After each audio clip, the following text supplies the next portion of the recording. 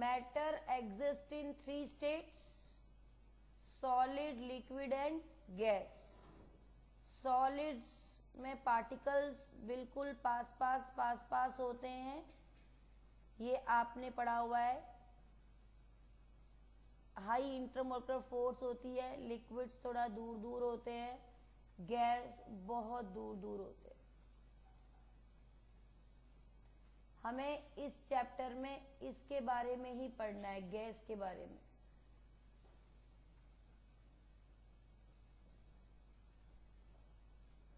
Gas के behaviour को हम कैसे स्टडी करते हैं? Behaviour of gas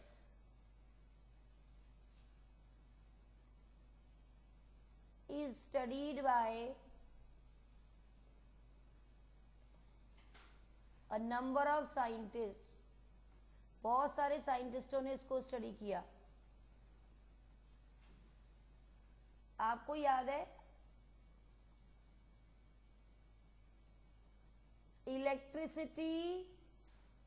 electricity can flow in a gas at 10,000 volt and 0.1 atmosphere of pressure. Who studied this? Millikan. Millikan ने study किया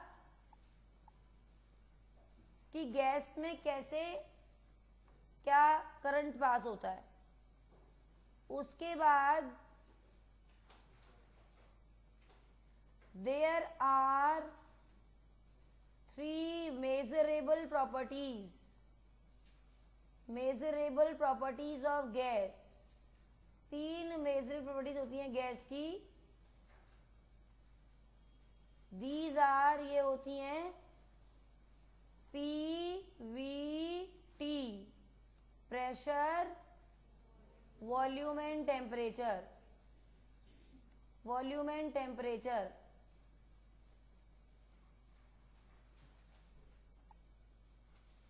These are called state functions. इनको हम स्टेट फंक्शंस बोलते हैं। स्टेट फंक्शंस क्यों बोलते हैं state functions? P, V and T are called state functions. इनको हम स्टेट फंक्शंस बोलते हैं because they decide the state of the matter, क्योंकि ये मैटर के स्टेट को डिसाइड करते हैं। जैसे मैंने प्रेशर, वॉल्यूम, टेम्परेचर ये 3 लिया है। Pressure, volume, temperature I have taken here. Most of the reactions in chemistry takes place at 1 atmospheric pressure. मैंने कहा है कि केमिस्ट्री में most of the reactions constant pressure पर होती है, जहां पे आप हम बैठे हैं 1 एटमॉस्फेरिक प्रेशर पर।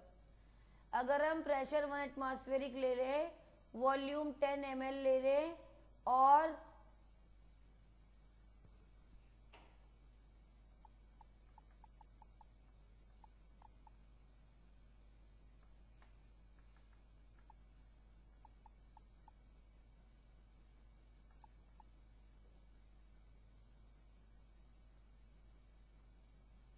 और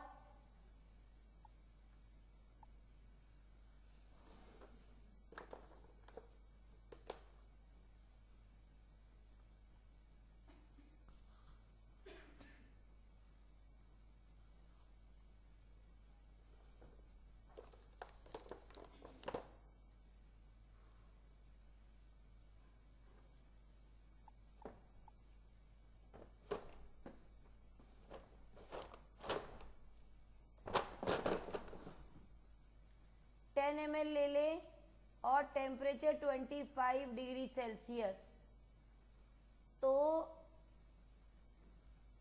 ये जो मेरा स्टेट होगा इट विल बी वाटर। ये वाटर होगा। क्यों भाई? 10 ml पानी। प्रेशर हमने 1 एटमॉस्फेयर ही रहने दिया वॉल्यूम हमने 10 ml ही रहने दिया, टेम्परेचर हमने 0 डिग्री सेल्सियस कर दिया, ये चेंज हो गया, मेरा आइस बन गया। प्रेशर हमने 1 एटमॉस्फेयर ही रहने दिया, वॉल्यूम हमने 10 लीटर कर दिया, 10 ml का, 10 ml 10 लीटर हो गया, और temperature is now 25 degree Celsius. क्या हुआ? ये 10 ml का 10 लीटर बन गया, ये हो गया वाटर वेपर्स, हो गया ना वाटर वेपर्स, वाटर वेपर ही तो हुए। कोई डाउट है क्या इसमें?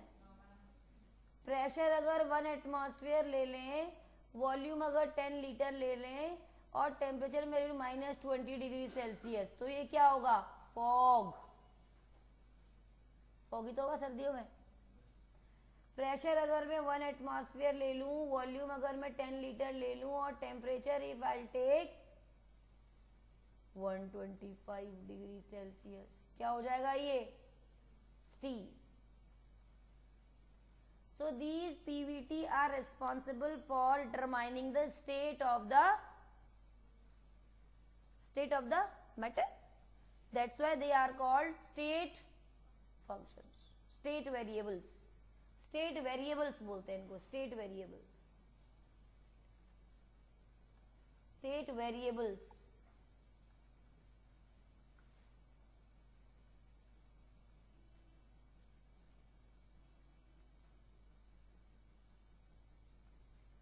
तो ये जो चैप्टर है गैसियस स्टेट,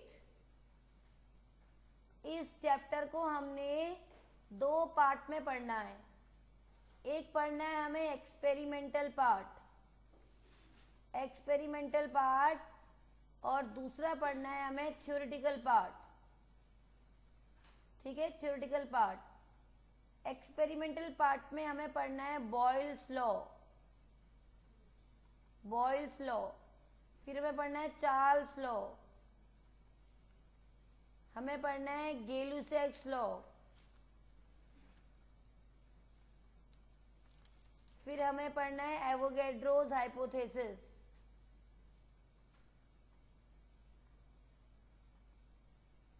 फिर हमें पढ़ना है Graham's law of diffusion and effusion,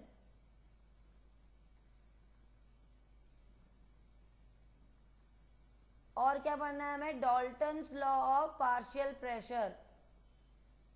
सब गैस के बारे में है ना ये, Dalton's law of partial pressure, इतने हमें ये पढ़ने हैं। थ्योरेटिकल पार्ट में मैंने आपको बताया था काइनेटिक थ्योरी ऑफ गैसेस पढ़ना है।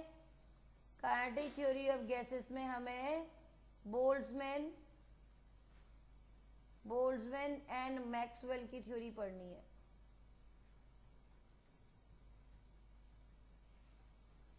बोल्ट्जमैन एंड मैक्सवेल्स थ्योरी, ठीक है, ये हमें पढ़ना है। और क्या कंक्लूजन निकला इसके बाद इन लॉज से, ये देखना है। यही इसी को बोलते हैं हम गैस स्टेट।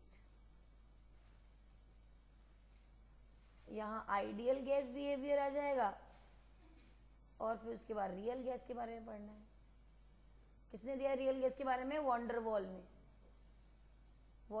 ने किसके ऊपर स्टडी किया? रियल गैस के ऊपर। ऐसा लगता है ना कि जब हम अगर इनके जमाने में होते और इतना पढ़ते तो शायद हमें भी नोबेल प्राइज मिल जाता, क्योंकि एक के बाद एक सबको नोबेल प्राइज ही मिला। बोल्ट्जमैन को नोबेल प्राइज, मैक्सवेल को नोबेल प्राइज, फिर वॉन डर वॉल ने कहा वॉन डर वॉल को फिर नोबेल प्राइज मिल गया। तो ऐसा लगता है कि अगर इनके जमाने में होते तो हमें भी कहीं ना कहीं कोई नोबेल प्राइज मिल ही जाता। अच्छा, हाँ, क्या पता हम ही उनमें से कोई एक दोबारा जन्म ले लिया, ऐसा भी तो हो सकता है ना। Boyle's law given by Robert Boyle. Robert Boyle ने बॉयल्स लॉ दिया।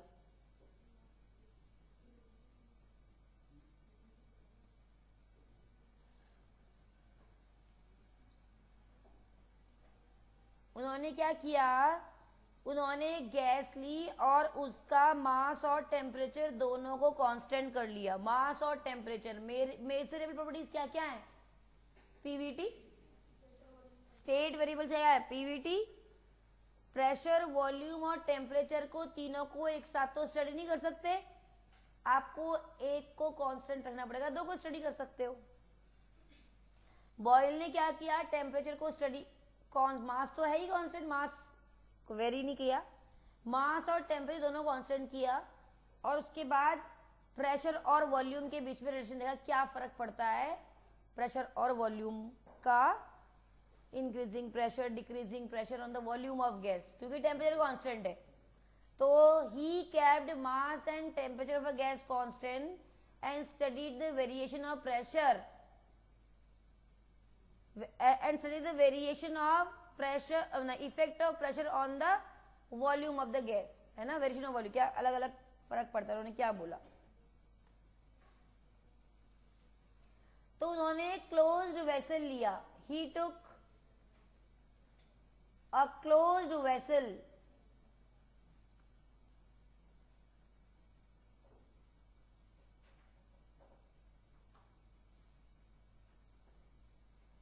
and kept mass and volume constant for a gas, temperature constant।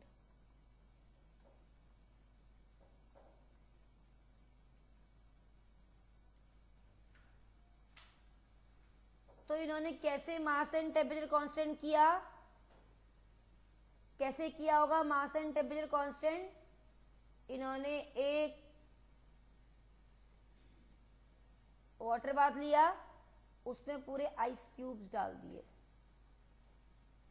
आपको पहले पढ़ाया हुआ है कि अगर हम किसी भी सब्सटेंस को, अगर मैं एक बीकर में आइस डाल दूं और उसको मेल्ट करूं और उसमें थर्मामीटर लगा दूं, उसका टेम्परेचर नोट करते रहो, तो जब तक नन्ही सी भी आइस उसमें बची होगी टेम्परेचर 0 डिग्री सेल्सियस ही रहेगा।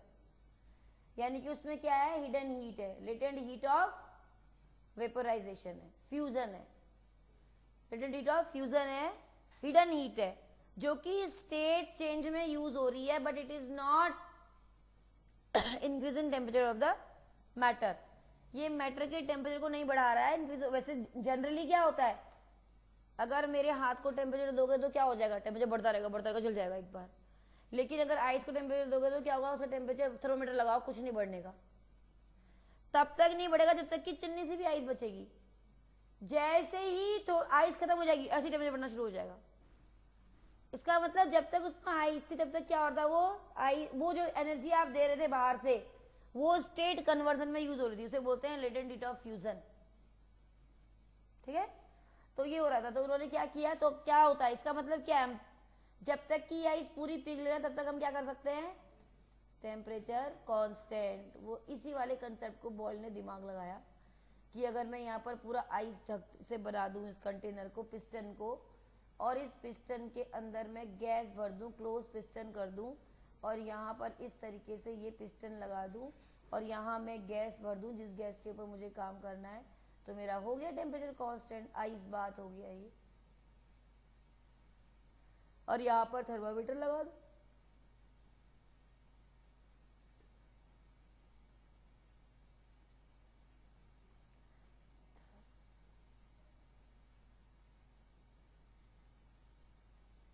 गैस जिसपे स्टडी करना है।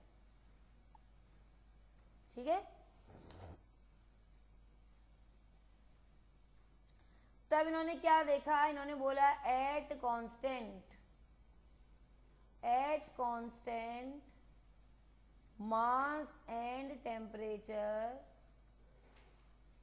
Volume of a gas is inversely proportional to the pressure. इन्होंने बोला कि V प्रोपोर्शनल टू 1/P होगा अगर मैं यहाँ पर मास एंड टेम्परेचर को कांस्टेंट मान लूँ, 0 मान लूँ, और इसको हटाने के लिए K/P हो जाएगा, PV इक्वल्स टू K हो जाएगा, या मेरा PV इक्वल्स टू क्या हो गया, कांस्टेंट हो गया। ये बॉयल्स लॉ आ गया।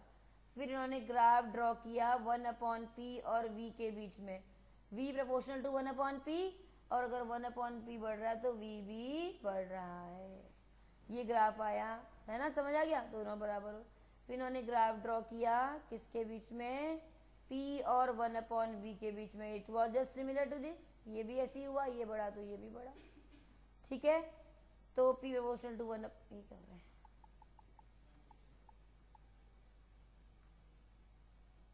ठीक है, ये हो गया। और एक सेकेंड, ग्राफ सारे एक साथ बता दूं। यहाँ पर ग्राफ इन्होंने ड्रॉ किया PV और P के बीच में, तो PV क्या है मेरा, कांस्टेंट है, तो PV और P के बीच में, तो PV को ग्राफ कैसा आएगा, ऐसा। मैं 0 से स्टार्ट क्यों नहीं कर रही, तुम पूछ ही नहीं रहे हो, 0 से स्टार्ट क्यों नहीं कर रहे हो मैम?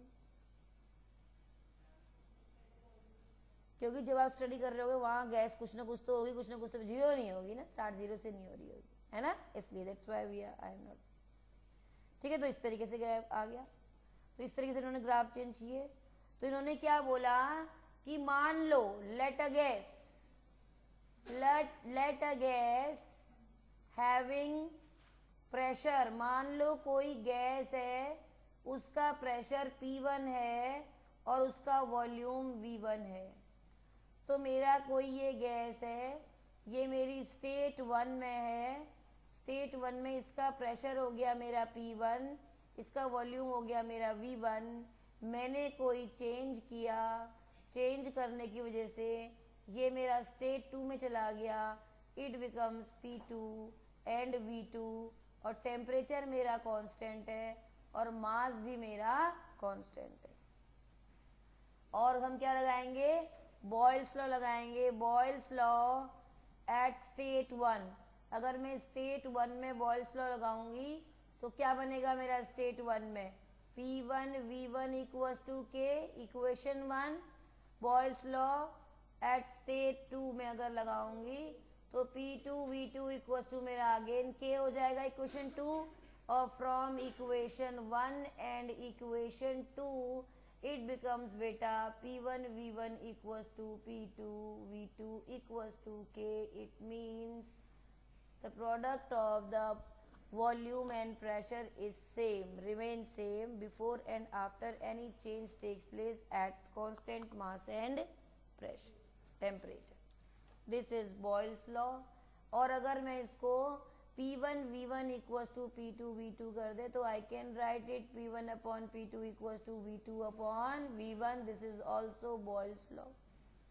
ये भी Boyle's law है।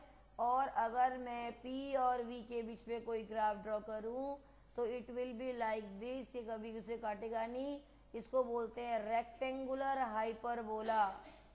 क्या बोलते हैं, रेक्टेंगुलर हाइपरबोला, हाइपरबोला।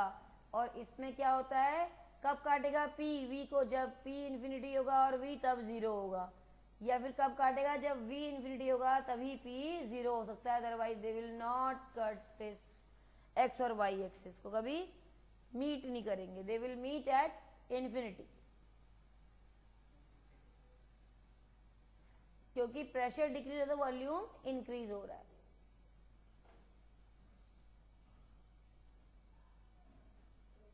एक और, अगर मैं लास्ट, अगर मैं इफ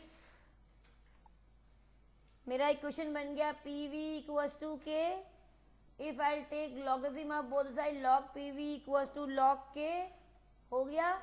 एंड क्या बन जाएगा मेरा, दिस इज माई कांस्टेंट, ये एक मेरा कांस्टेंट है। y इक्वल्स टू अगर मैं mx प्लस c लगाऊं स्ट्रेट लाइन इक्वेशन, तो c is a constant, so log k will be a constant. और मुझे क्या करना पड़ेगा, x एक्सिस पर v ड्रॉ करना है और y पर log p कर देती हूँ, खोल दें, log p plus log v हो जाएगा। नहीं अभी नहीं, mx भी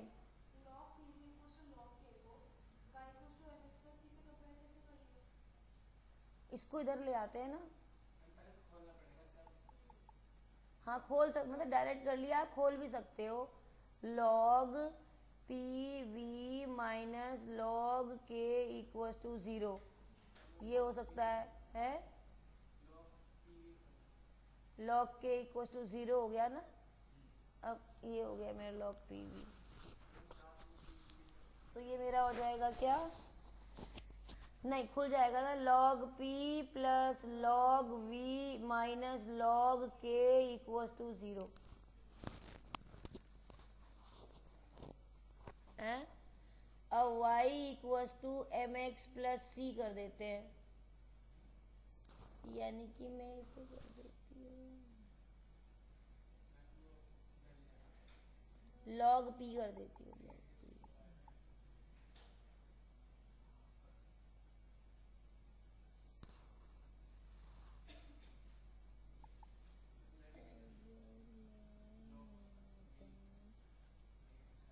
log v यहाँ करूँ और log p यहाँ पर करूँ।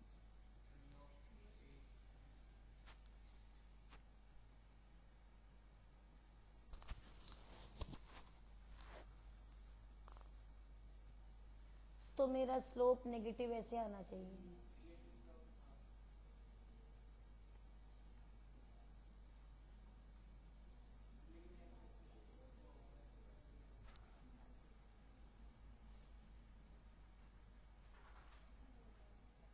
हाँ इंटरसेप्ट आएगा, ये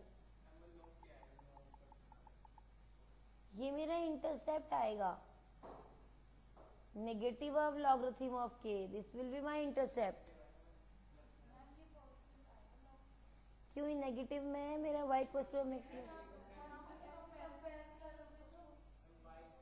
तो कंपेयर करोगे तो c मेरा ये हो गया ना negative.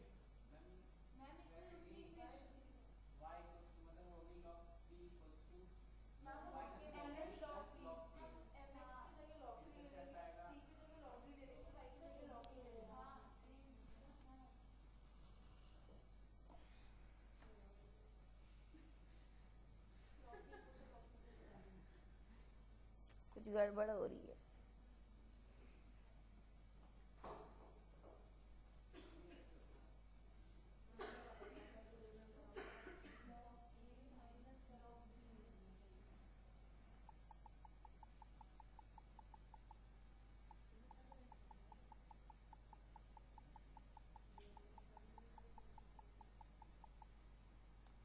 log P V equals to क्या आया मेरा, log K, log p plus log v equals to log k, तो मेरा स्लोप तो है ही नहीं इसमें।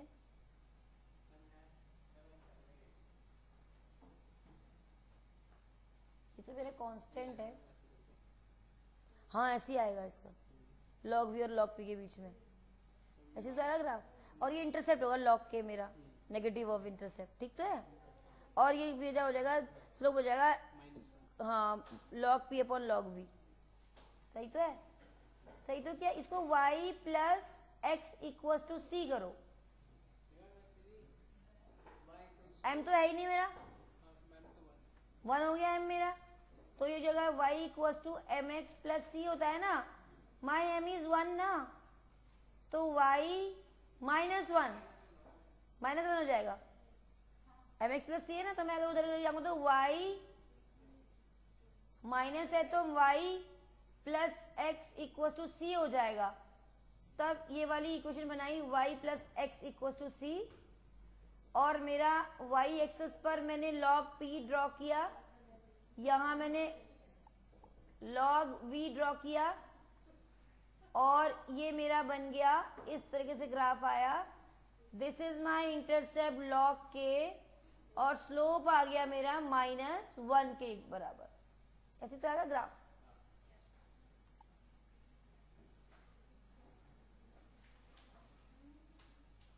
ठीक है, पीछे क्या आगे, ये हो गया।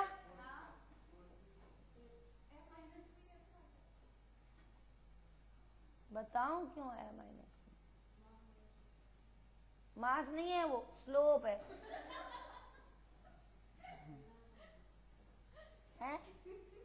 स्ट्रेट लाइन इक्वेशन लिखते हैं y equals to mx plus C. मेरी इक्वेशन ये है, ये रही मेरी इक्वेशन। इसको मुझे y plus X equals to C बनाना है, तो मैं इसको y इधर को माइनस, अगर y प्लस बनाना है तो इसका मतलब ये मेरा माइनस होना चाहिए ना, तभी तो, और ये मेरा 1 होना चाहिए, तभी तो मेरा y plus X equals to C आएगा। c मेरा log k हो गया, x मेरा x से मैंने v ड्रॉ कर दिया, y पर मैंने log p ड्रॉ कर दिया। समझ आया बात? तो इससे हो गया स्लोप आपका -1 हो गया। समझ आ रहा है कुछ? कोई बात नहीं, कोई बात नहीं, समझ आ जाएगा। c आपका इंटरसेप्ट हो गया, तो ये आ गया, आ जाएगा धीरे धीरे, कोई बात नहीं। प्रहलाद को बोल रही हूँ, ठीक है? कुछ समझ में आया? बॉयल्स लॉ अच्छा बच्चा है, दिमाग बहुत है उसके अंदर। टचवुड नजर नहीं लगनी चाहिए बस हमारे प्रहलाद को। हाँ अच्छा, पेज क्या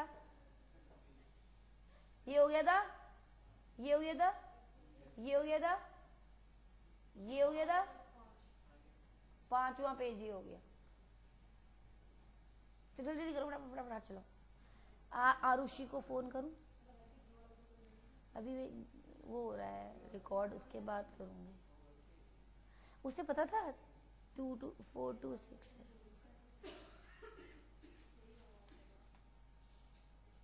वो सुबह भी क्यों नहीं आई थी?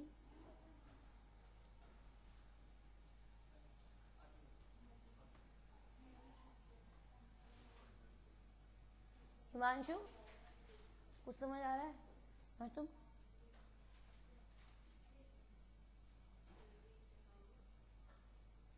जल्दी करो। तुषार मोटर, जल्दी करो बेटे।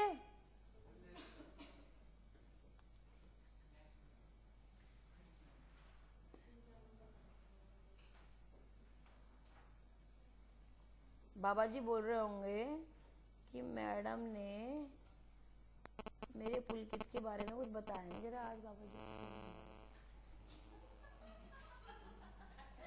ऐसे पूछ लेते हैं। हाँ चल, हाँ तो कुछ नहीं, कैसे तो कर रहे हैं।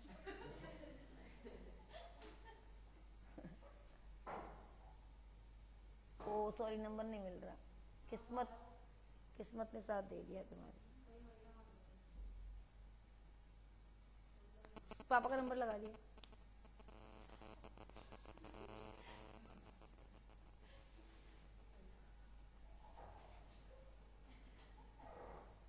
हो गया?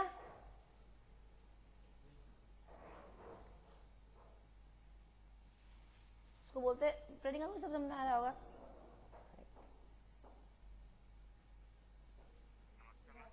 हेलो नमस्ते सर, तुषार कहाँ है?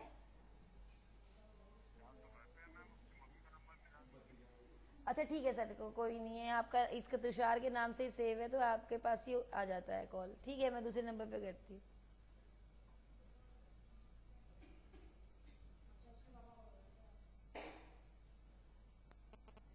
इतने नंबर दे रखे हैं ना उसने भी, तुषार के पापा, Tushar 1, Tushar 2, Tushar 3।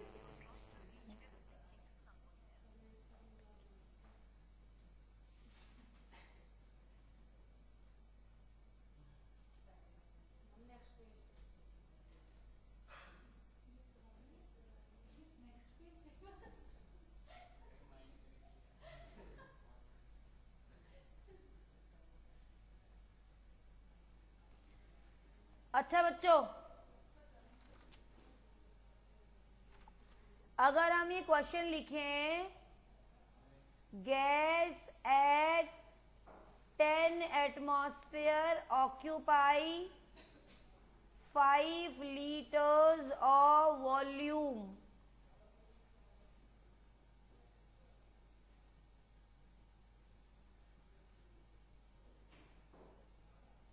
when its volume increases to 20 liters at constant mass and temperature, what is its final pressure? बताएं जरा। कोई एक गैस है, वो स्टेट 1 में है, स्टेट 1 में P1 10 एटमॉस्फेयर है और V1 आपका कितना है बच्चे 5 लीटर्स, और आपने कोई मास कांस्टेंट रखा है, टेम्परेचर कांस्टेंट रखा है, your gas goes to state 2. Now pressure we have to calculate, V2 we have given 20 liters. What will be P2? क्या लगेगा? P1 V1 equals to P2 V2. P1 is 10, V1 is 5, P2 I don't know, V2 is 20 and P2 equals to 10 into 5 upon 20. 5 4 जा कितना आएगा? 2 5 जा 2 2 जा 2 2 जा 2.5 एटमॉस्फेयर्स. सारे बच्चों निकाल दिया, हमारे फ्रेंड ने निकाल दिया. चलो अब next question, question number 2. A balloon filled with, एक बैलून फिल्ड विद हाइड्रोजन, एक बैलून में हाइड्रोजन गैस भरी हुई है at 4 atmosphere up to, hello sir, up to 8 litres. Gas starts, पहले आपने इतनी भरी 8 लीटर तक गैस भर दी हाइड्रोजन गैस. अब जब इतना बड़ा हो गया बैलून तो गैस स्टार्ट लीकिंग, गैस ने लीक करना शुरू कर दिया. And volume reduces to, volume हो गया आपका 4 litres. Find out pressure in the balloon, pressure in the balloon, balloon में प्रेशर निकालिए.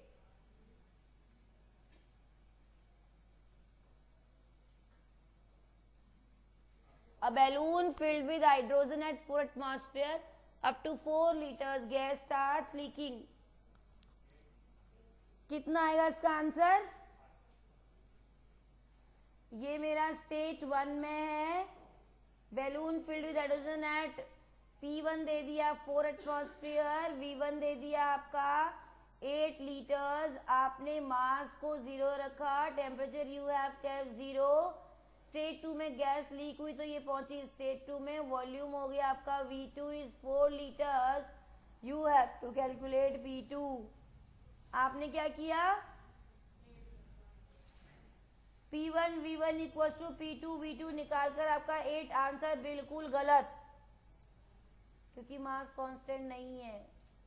मास कांस्टेंट थोड़ा है, मास तो लीक हो रहा है गैस का. Here we can't apply Boyle's law, यहाँ हम बॉयल्स लॉ अप्लाई नहीं कर सकते. क्यों नहीं कर सकते? क्योंकि मास कांस्टेंट नहीं है, गैस तो लीक हो रही है. तब जरूरत पड़ता है, साइंटिस्टों ने बोला कि बॉयल्स लॉ गलत नहीं है, बॉयल बिल्कुल सही है, लेकिन बॉयल का लॉ क्या है? इनकम्प्लीट है. ऐसी सिचुएशन में बॉयल कुछ काम नहीं कर सकते, बॉयल का लॉ यहाँ पर अप्लाई नहीं हो सकता. So we need to give another law. तब दूसरा, हाँ, तब लॉ आया चार्ल्स लॉ. ठीक है, अब दिया चार्ल्स लॉ. सब अभी तो आप रियल गैस निकाल नहीं सकते, यहाँ से तो वही निकालोगे. अभी आइडियल भी नहीं बनी अभी तो सिर्फ P1 V1 P2 V2 बना है. अभी आइडियल भी नहीं बनी है, अभी तो टेम्परेचर कांस्टेंट है. वो चार्ल्स लॉ, जब सारे लॉज मिलेंगे तब आइडियल गैस बनेगी. अब सेकंड लॉ आया चार्ल्स लॉ. मैंने लास्ट ईयर पढ़ाया था तुमको ये चैप्टर, ये अनंत पढ़ा था, ऊपर से पढ़ा था ना. Charles law. चार्ल्स ने क्या किया? He kept. क्या होती है मेजरेबल प्रॉपर्टीज? जल्दी बोलो. Measurable properties of gas. Measurable properties of gas क्या होती हैं? PVT. Very good. These are state variables. Temperature तो बॉयल कांस्टेंट रख चुके थे. चार्ल्स ने क्या किया? ही कैप्ड क्या? Pressure constant. उन्होंने प्रेशर को कांस्टेंट किया और प्रेशर कांस्टेंट करके स्टडी किया. प्रेशर कैसे कांस्टेंट किया होगा? How he kept pressure constant. उन्होंने कैसे प्रेशर को कांस्टेंट किया होगा, जरा सोच सकते हो? प्रेशर कैसे कांस्टेंट किया होगा गैस का? अगर ऐसे पिस्टन, हेलो हेलो,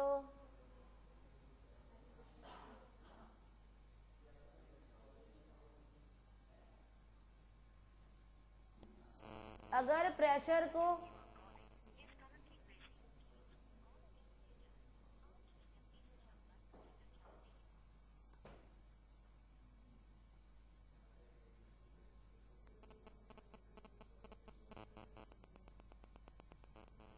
हेलो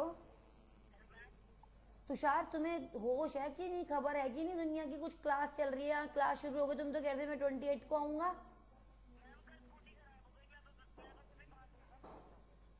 अब पहुंच रहे हो, 4 to 6 क्लास हो चुकी है, अब आ जाओ, बट कल से 4 to 6 है। हाँ तो चल रही है क्लास तो। मोटा,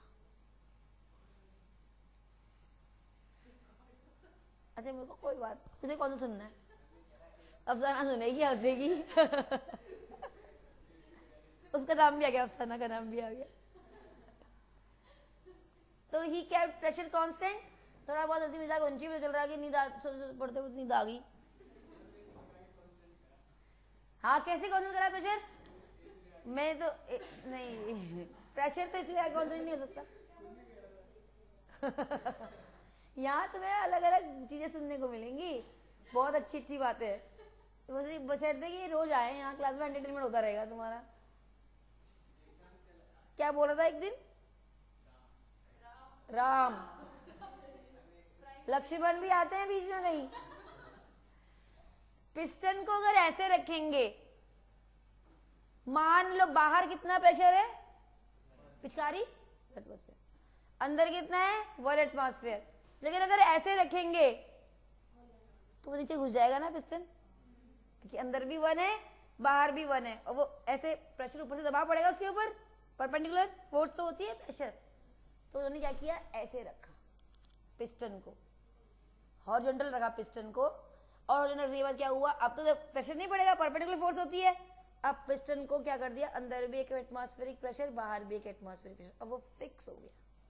वहां पर स्टडी करी, हॉरिजॉन्टल रखा, समझ आई भाई? अगर हम इसको वर्टिकल रखेंगे, जिसे बॉयल ने रखा वर्टिकल, बॉयल को तो प्रेशर से कोई मतलब ही नहीं था, उनको तो किससे मतलब, उनको टेम्परेचर कांस्टेंट रखा था, प्रेशर तो वो स्टडी कर रहे थे। लेकिन अगर चार्ल्स ऐसे रखेंगे तो जो ऊपर से 1 एटमॉस्फेरिक प्रेशर है वो दबाव डालकर बेटे पिस्टन को अंदर कर देगा ना, तो अंदर का प्रेशर चेंज हो जाएगा। हमें दोनों तरफ सेम रखना है। सेम रखने के लिए उन्होंने क्या किया, पिस्टन को हॉरिजॉन्टल रखा ऐसे। देखो ये पते की बात है, बहुत अंदर की बात है, एनसीईआरटी बुक में दूर दूर तक कहीं नहीं लिखा होता, बस ऐसे लिख देते हैं टेम्परेचर कांस्टेंट कर दिया, प्रेशर कांस्टेंट कर दिया। जब तुम ये चीजें समझोगे तब तुम्हें केमिस्ट्री और फिजिक्स समझ में आएंगी, लॉजिकल बातें होती है, बड़ी इंपॉर्टेंट बातें होती हैं। ये देखो क्या किया इन्होंने, 1 एटमॉस्फेयर अंदर रखा और 1 एटमॉस्फेयर बाहर लगा दिया, होता ही है 1 एटमॉस्फेयर। अब देखो हॉरिजॉन्टल रख दिया, आपको प्रेशर कांस्टेंट हो गया, समझ आई बात? अब ये हो गया। अब इन्होंने क्या बोला, अब इन्होंने भाई हाँ कैसा, हाँ ऐसा ऑब्वियसली, हाँ वो करेक्ट करेंगे तो होगा ही नहीं, तभी तो कांस्टेंट माना जाएगा प्रेशर को, कोई फर्क नहीं पड़ने का। लेकिन वर्टिकल रखोगे तो उसमें इससे चलना शुरू करेगा, बिल्कुल सही। देखा मैं कितनी बढ़िया बढ़िया बात बताती हूँ, अफसाना सुन रही है। अच्छा इन्होंने क्या बोला कि any gas at 0 degree Celsius has volume V0। P से मुझे कोई मतलब नहीं है क्योंकि मैंने वो कांस्टेंट रखा हुआ है। और उन्होंने क्या स्टडी किया, उन्होंने किया एट -1 डिग्री सेल्सियस गैस का वॉल्यूम पता है कितना हो गया, जब उन्होंने कैलकुलेट किया V माइनस V0 बाई 273। जब उन्होंने और कम किया 1 डिग्री 2 डिग्री सेल्सियस और कम हो गया, वो आया V0 माइनस 2 V0 अपॉन 273। और कम किया एट -3 डिग्री सेल्सियस, ये आ गया V0 माइनस 3 V0 अपॉन 273। और कम किया एट -4 डिग्री सेल्सियस, ये आ गया V0 माइनस 4 V0 अपॉन 273। ऐसे जब उन्होंने किया -273 डिग्री सेल्सियस, तो ये बन गया V not minus 273 V nought upon 273, और ये 273 कर गया, और V नॉट में से V नॉट कर गया, वॉल्यूम मेरा 0 हो गया।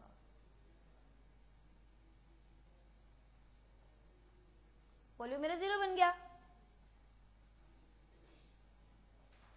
समझ आई बात? ऐसे इन्होंने क्या किया, any gas at 0 degree Celsius has volume, इन्होंने बोला इसका वॉल्यूम मेरा कितना है V नॉट, फिर इन्होंने +1 डिग्री सेल्सियस किया, ये बन गया मेरा V nought plus V nought upon 273 degree. फिर अगर ये इन्होंने जब 2 डिग्री सेल्सियस पर स्टडी किया तो फिर ये बढ़ गया इतना V nought plus 2 V nought upon 273, और जब इन्होंने 3 डिग्री सेल्सियस करा तो इन्होंने बन गया V nought plus 3 V nought upon 273, और जब इन्होंने 4 डिग्री सेल्सियस किया तो बन गया आपका V nought plus 4 V nought upon 273, और जब इन्होंने 273 डिग्री सेल्सियस पर किया तो ये बन गया V nought plus 273 V nought upon 273, cancel हो गया V nought plus V not, बेटा ये बन गया ट्वाइस ऑफ V नॉट। यानी इन्होंने बोला 273 माइनस 273 सेल्सियस, तो गैस गैस नहीं है, नो गैस, क्योंकि वॉल्यूम तो डिग्री सेल्सियस होता है, ये केल्विन में नहीं होता, ये डिग्री सेल्सियस होता है। डिग्री सेल्सियस पे स्टडी किया, हाँ क्योंकि स्टडी है ना। तो इन्होंने क्या कंक्लूजन निकाला, eight constant mass and pressure, at constant mass and pressure volume of a gas increases or decreases by V naught upon 273 for each 1 degree Celsius rise or fall in temperature respectively,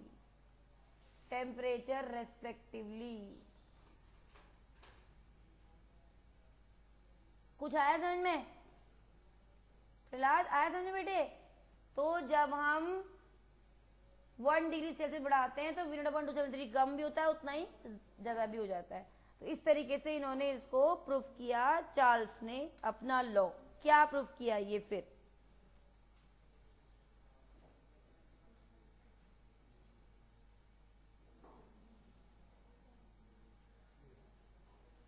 तो इन्होंने बोला eight -273 degree Celsius पर, 273 degree Celsius पर, या तो मेरी इधर all gas has been change into liquid, या तो मेरी पूरी गैस लिक्विड बन चुकी है, और क्या हो चुका है, और चेंज इनटू सॉलिड, लेकिन गैस नहीं है वहां पर।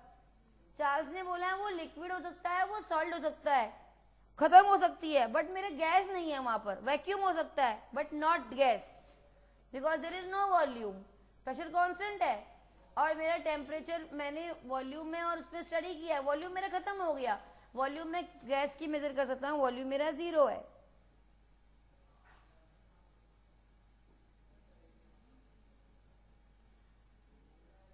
और माइनस, ये एग्जैक्ट था -273.15 डिग्री सेल्सियस, इसको और 0 डिग्री एब्सोल्यूट भी बोलते हैं बेटा, एब्सोल्यूट, और इसको बोलते हैं 0 केल्विन। सही है, 0 केल्विन बोलते हैं। केल्विन को हम के लिखते हैं, पढ़ते 0 डिग्री केल्विन है, बट डिग्री लगाते नहीं है, ध्यान रखना। केल्विन में हम डिग्री लगाते, ठीक है। This is degree, 0 degree absolute, 0 degree Kelvin read करेंगे but will not apply degree है, ऐसे लिखते हैं, ठीक है। ये हो गया, और इसको बोला इन्होंने एब्सोल्यूट टेम्परेचर। क्या बोला? Absolute temperature. ये एक क्वेश्चन आने वाला है कि एब्सोल्यूट टेम्परेचर क्या होता है। ओके, हाँ, कहाँ लिखा ओके?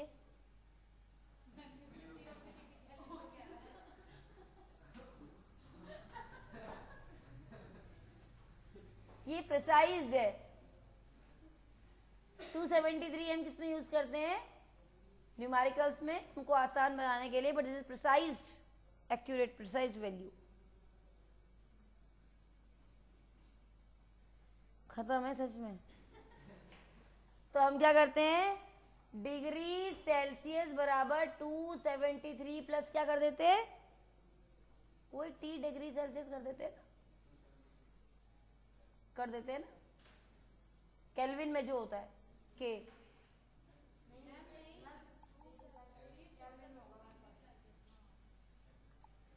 क्योंकि माइनस में तो ऐड हो जाएगा।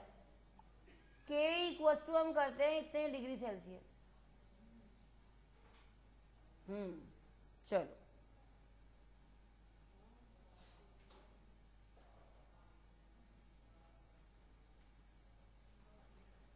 स्मॉल होता है T temperature in degree Celsius chemistry में, और कैपिटल होता है टेम्परेचर इन केल्विन। ठीक है, अगर बड़ा लिखा है तो टेम्परेचर इन केल्विन, छोटा है तो टेम्परेचर इन डिग्री सेल्सियस। जब इन्होंने ग्राफ ड्रॉ किया डिग्री सेल्सियस और वॉल्यूम के बीच में, वॉल्यूम के बीच में, तो कुछ इस तरीके का ग्राफ आया। ये था मेरा 0, this is my 0 degree Celsius, this is my V not, और इधर मेरा VT हो गया कहीं, और ये मेरा था, ये 0 से पीछे माइनस में जाएगा, यहाँ -273.15 पर इसने इसको काटा, और यहाँ वॉल्यूम मेरा क्या हो गया, इस टेम्परेचर वॉल्यूम मेरा 0 हो गया। ठीक है, V नॉट हो गया मेरा इनिशियल, स्लोप हो गया बेटा इसका V नॉट अपॉन 273 के बराबर। इस तरीके से इन्होंने निकाला VT equal to V nought plus T V nought upon 273। ये तो क्या था ना हमने भाई, 1 2 3 4 T बढ़ाते जा रहे थे, ये बन गया आपका लॉ। और हम कह सकते हैं V प्रोपोर्शनल टू T। ठीक है, V प्रोपोर्शनल टू T। और अगर यहां पर हम ग्राफ ड्रॉ करें V और T के बीच में, तो ग्राफ कैसा आएगा, ऐसा, क्योंकि वॉल्यूम 0 होता है, और स्लोप आ जाएगा मेरा V nought upon T not के बराबर eight constant mass and pressure, constant mass और प्रेशर में।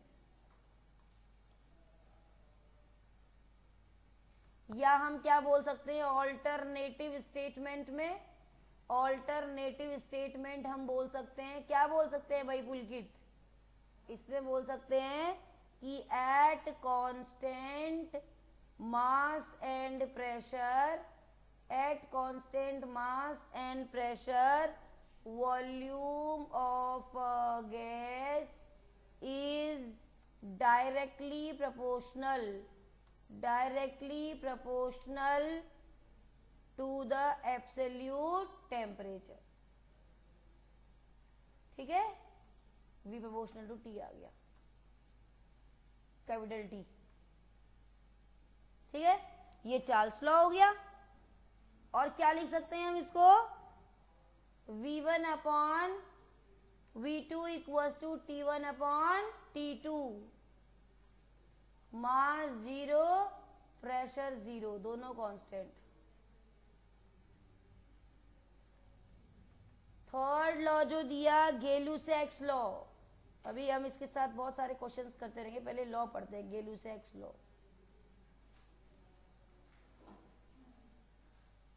बहुत आसान है। मेजरेबल प्रॉपर्टी क्या होती है गैस की, सिमिलर टू चार्ल्स, चार्ल्स की तरह इन्होंने यही काम किया। पहली बॉडी ने क्या कांस्टेंट रखा था, मास और टेम्परेचर, चार्ल्स ने मास और प्रेशर, इन्होंने मास और वॉल्यूम कांस्टेंट रख दिया, capped mass and volume constant. Same वही किया इन्होंने, मास और वॉल्यूम कांस्टेंट रख दिया। इन्होंने बोला any gas at 0 degree Celsius has pressure, क्योंकि मेरा वॉल्यूम कांस्टेंट हो गया, प्रेशर कितना हो गया P नॉट। ऐसे इन्होंने -1 डिग्री सेल्सियस में निकाला P not minus P not upon 273। ऐसे इन्होंने -2 डिग्री सेल्सियस में निकाला P not minus 2 P not upon 273। ऐसे ही इन्होंने -3 डिग्री सेल्सियस में निकाला P not minus 3 P nought upon 273। कोई डाउट? ऐसे इन्होंने निकाला माइनस 273 डिग्री सेल्सियस पे P not minus 273 P nought upon 273। इससे ये कट गया P not minus P not मेरा 0 हो गया। अगेन गैलुसेक ने चार्ल्स के उस पर ठप्पा लगा दिया क्या कि 0 degree Celsius minus 273 degree Celsius पर कोई गैस नहीं है। नो गैस इज देयर, कोई गैस है ही नहीं, क्योंकि उन्होंने कहा था वॉल्यूम नहीं है, थोड़ा कच्चा पक्का था। चार्ल्स ने कहा मैं गैलुसेक ने प्रूव कर दिया कि प्रेशर भी नहीं है। इसका मतलब प्रेशर वॉल्यूम है ही नहीं, तो इसका मतलब गैस है ही नहीं। यानी कि अगेन प्रूव कर दिया कि minus 273.15 degree Celsius is the absolute temperature, वो टेम्परेचर जहां पर किसी भी गैस का वॉल्यूम और प्रेशर 0 होता है। वहां पर कोई गैस होती ही नहीं है, या तो वो लिक्विड में कन्वर्ट हो चुकी है या फिर वो सॉलिड में कन्वर्ट हो चुकी है। ठीक है, तो ये आ गया, इन्होंने प्रूफ कर दिया गैलुसेक ने। सिमिलरली वहां पर यही होगा, वही +1 एट 0 डिग्री सेल्सियस टेम्परेचर मान लो कितना, प्रेशर मान लो पी नॉट 1 डिग्री, कितना हो जाएगा P nought plus P nought upon 273। 2 degree से क्या हो जाएगा बेटे, P nought plus twice of P nought upon 273। Similarly 273 पर क्या हो जाएगा, P nought plus 273 P nought upon 273। ये कट गया मेरा ट्वाइस ऑफ पी नॉट आ गया। ग्राफ जब ड्रॉ करोगे सिंपल वही करोगे, डिग्री सेल्सियस टेम्परेचर लोगे, यहाँ पर 0 आ जाएगा टी डिग्री सेल्सियस में, यहाँ पर मेरा प्रेशर लोगे, यहाँ कहीं वॉल्यूम होगा और सेम ग्राफ इस तरीके का आएगा। माइनस 273.15 आपका डिग्री सेल्सियस एब्सोल्यूट टेम्परेचर आएगा। This is my P not. समझ आई बात? ग्राफ इस तरीके का आएगा। कोई डाउट? ये हो गया आपका गैलुसेक्स लॉ। तो इसमें क्या होगा, हाँ भाई बुलकित, क्या होगा, स्लोप किसके बराबर होगा, पी नॉट अपॉन 273 के बराबर। स्टेटमेंट क्या बनेगी इसकी, एट कांस्टेंट, हाँ eight constant mass and volume. है ना आसान? लगता है गैसेस स्टेट बहुत मुश्किल होगा, कुछ नहीं है। उंगली पकड़ते कब कोई चीज पूरी हाथ में आ जाती है पता भी नहीं चलता। बहुत आसान है, सब कुछ आसान है। बॉइलिंग टेम्परेचर कांस्टेंट रखा, उसके बीच में रिलेशन दे दिया, उसने प्रेशर रखा, गैलुसेक ने बिल्कुल उसकी तरह दिखा, चार्ल्स की तरह, कुछ भी डिफरेंस नहीं है ना। Eight constant mass and volume pressure of a gas increases or decreases by P naught upon 273 for each 1 degree Celsius rise or fall in temperature respectively. कोई डाउट? हाँ भाई पुलकित, कोई डाउट है क्या? चलो, तो ये हो गया मेरा P1। अब किसके आगे 5 नंबर? हाँ 5 नंबर का आ जाएगा तुम्हारे में पुलकित, चिंता ना करो तुम। और P और T के बीच में ग्राफ ड्रॉ करोगे तो आएगा, देखना तुम, चाहे कुछ शर्त लगा लो, इस पे सवाल आ जाएगा या डायरेक्ट ही आएगा P। और पता है सब नहीं आएगा, इजी आएगा, कि स्कूल वालों का पर्पस पास करना होता है, 11th 12th में भेजना। रद्दी पेपर आता है मॉन्टफोर्ड का, रद्दी पेपर, कोई स्टैंडर्ड नहीं है पेपर का, इसलिए डीपीएस का आता है, इतना आसान पेपर आता है। तुमने क्लास में फोन अटेंड कैसे किया? फिजिक्स का पेपर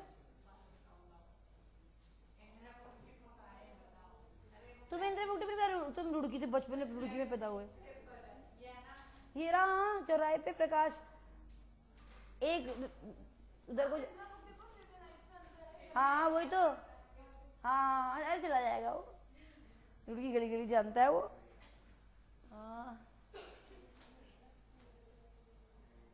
तो मेरा क्या बन गया, P T equals to P nought plus T P nought upon 273।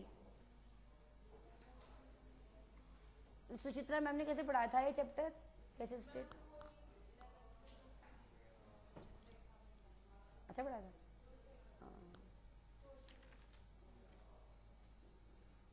Suchitra ma'am तो सच में खत्म है। हाँ हाँ खुद ही पढ़ा था। 12th में भी तुमने कहाँ पढ़ा था? सुचित्रा मैम से ही?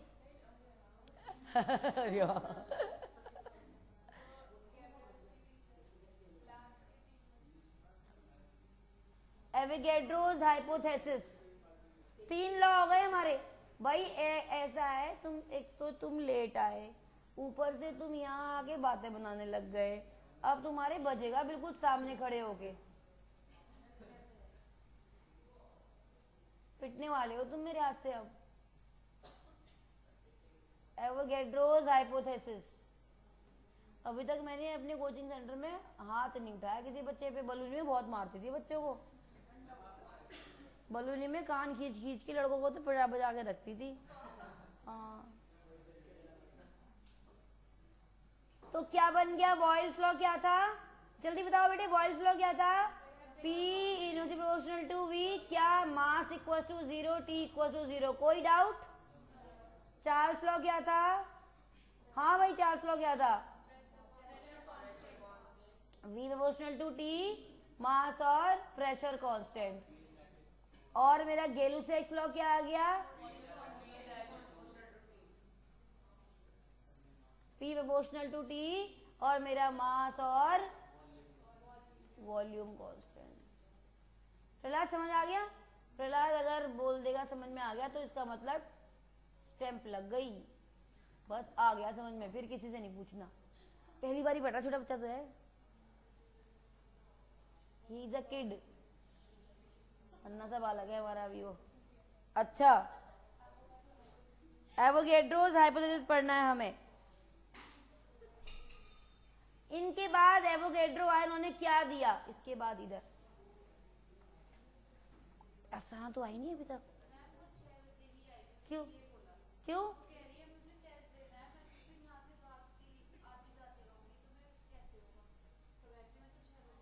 मतलब समझ नहीं आया।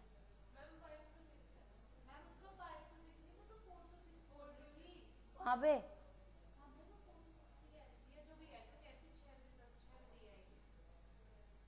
फिर क्या करेगी यहाँ पे आके? फिर तुम चले जाएंगे। अच्छा हाँ, फिजिक्स।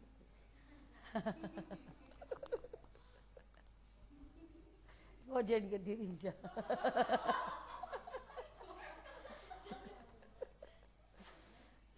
अच्छा, मैं भी करूंगी। 1 mole of 1 mole of any gas, इन्होंने क्या बोला? 1 mole of any gas at NTP always occupy, पता है ना ये तो आपको, ऑक्यूपाई 22.4 लीटर्स ऑफ वॉल्यूम। किसी भी गैस का एसटीपी पर या एनटीपी पर जो टेम्परेचर वॉल्यूम होता है वो 22.4 डिग्री सेल्सियस होता है, ठीक है। प्रेशर मतलब 1 एटमॉस्फेयर, यानी कि 1.01325 10 टू द पावर 5 न्यूटन पर मीटर स्क्वायर, या हम बोल सकते हैं 760 mm ऑफ Hg, है ना। तो क्या बोला? 1 mole of volume of any gas, 1 mole volume of any gas, 1 मोल क्या लिखेंगे? 1 मोल गैस हैज वॉल्यूम लिखेंगे 22.4 लीटर, ये तो लिखेंगे। 2 मोल्स हैज कितना आएगा? 2 इंटू 22.4 लीटर्स। 3 मोल्स कितना आएगा? 3 इंटू 22.4 लीटर्स। और n नंबर ऑफ मोल्स कितना आएगा? n इंटू 22.4 लीटर्स, ठीक है। तो नंबर ऑफ मोल्स कैसे निकालेंगे? Number of moles equal to हो जाएगा volume of gas at NTP, जितना वॉल्यूम दिया है वो, अपॉन 22.4 लीटर्स। इससे हम नंबर ऑफ मोल्स निकाल लेंगे। क्यों भाई तुषार? ये हो गया मेरा एवोगैड्रोस लॉ, ठीक है बेटे। एन समझ में आ रहा है ना? n आ गया, कोई बात नहीं, दोबारा भी पढ़ा सकते हैं आप। तो इन्होंने क्या बोला, v प्रोपोर्शनल टू n, ऐसे कंक्लूजन ये आ गया ना, v प्रोपोर्शनल टू n, यानी कि v1 upon v2 equal to n1 upon n2, ये एवोगैड्रो तो हो गया हाइपोथेसिस। लेकिन क्या लेंगे, at constant temperature and pressure, ही ध्यान रखना, एट कांस्टेंट टेम्परेचर प्रेशर है बेटा ये, हाँ मास तो हो गई, at constant temperature pressure and mass, ठीक है। तो सारे लॉज की कंडीशंस डिफरेंट डिफरेंट है, all these 4 laws have different conditions, इनकी कंडीशंस बिल्कुल डिफरेंट है, तो हम एक साथ इनको अप्लाई नहीं कर सकते। So these are called conditional laws. तो अपने आप में कोई भी कंप्लीट नहीं है, ये अपने आप में कोई कंप्लीट लॉ नहीं है ना, तब क्या जरूरत पड़ी आईयूपीएसी को, तब आईपीसी जरूरत पड़ी क्या देने की, combined gas equation, universal gas equation ना भाई, अपने आप में कोई कंप्लीट नहीं है। एवोगैड्रो ने क्या कांस्टेंट कर दिया, प्रेशर और वॉल्यूम और नंबर में रिलेशन निकाल दिया, उन्होंने कुछ कांस्टेंट रखा, किसी ने कुछ रखा, किसी ने कुछ रखा, तो सब कुछ तो लिखना नहीं, तो इसलिए क्या हो गया, कोई अपने आप में कंप्लीट नहीं है। देन आईयूपीएसी सजेस्टेड, क्या दिया बेटा, यूनिवर्सल गैस इक्वेशन, जिसको हम कंबाइंड गैस इक्वेशन बोलते हैं, और कंबाइंड गैस इक्वेशन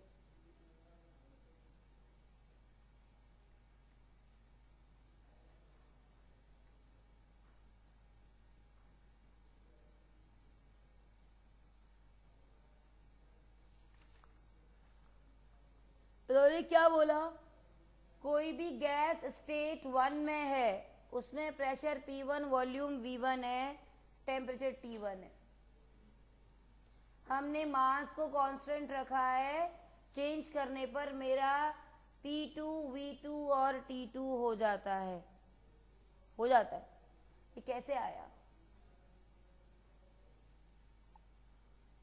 जब अच्छा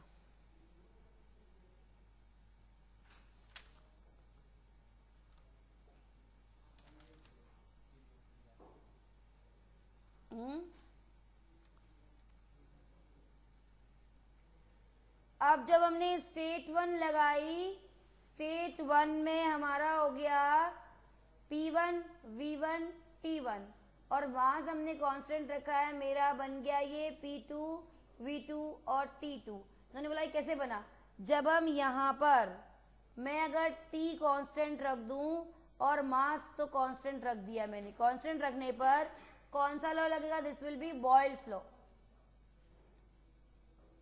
अगर मेरा बॉयल्स लॉ है तो मेरी स्टेट क्या बनेगी यहां पर जाकर, क्या,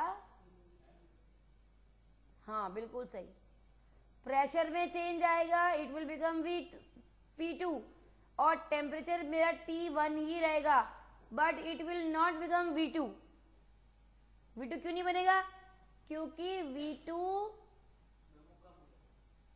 कोई और आ जाएगा, V आ जाएगा volume, but it will not be V2, क्योंकि V2 कब है, जब प्रेशर भी कांस्टेंट है ना, जब प्रेशर कांस्टेंट है तब क्या बन गया आपका, तभी तो V2 बना, तो मेरा चेंज तो हुआ वॉल्यूम में, but that will not go to reaches to V2, it will be V, it will change, pressure तो मेरा P2 बन जाएगा, बट वॉल्यूम मेरा V2 नहीं बनेगा, वो चेंज हुआ बट वो V तक जाएगा या V डैश तक जाएगा। समझ आ गया मेरी बात। और जब मैं यहाँ पर चार्ल्स लॉ अप्लाई करूंगी, चार्ल्स लॉ अप्लाई, अब देखिए चार्ल्स लॉ अप्लाई करने पर क्या हुआ बेटा, P तो मेरे कांस्टेंट है, P2 मेरा P2 ही रहेगा, क्यों भाई, टेम्परेचर मेरा क्या बन जाएगा, वेरिएट कर जाएगा, T2 पहुंच जाएगा, और वॉल्यूम मेरा अब कहां पहुंच जाएगा, V2, अब पहुंचेगा ना मेरा V2। Now my pressure is constant, pressure is my P2, pressure is my P2, temperature is my, है ना, प्रेशर कांस्टेंट हो गया, temperature is variable, temperature goes to T2, then volume reaches to V2, यानी कि मेरी combined ये जो P1 V1 equal to P2 V2 आया, कब आया, जब मैंने बॉयल्स और चार्ल्स दोनों लॉज लगाए हैं, that's why it is called combined gas equation. P1 V1 upon T1 equal to P2 V2 upon T2। ठीक है, ये हो गया। तो बॉयल्स लॉ लग गया,